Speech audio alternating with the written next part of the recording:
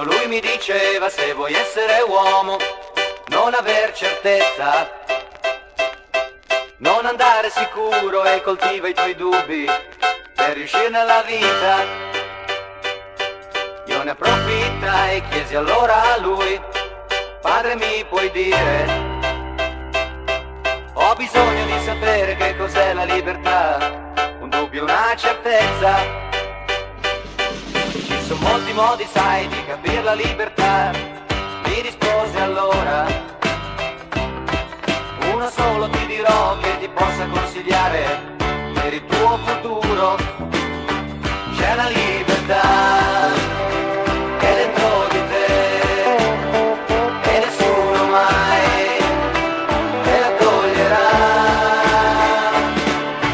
Se tu pensi con la testa tua, se ti va di rimanere così, se ti piace dire quel che vuoi, libertà è una certezza.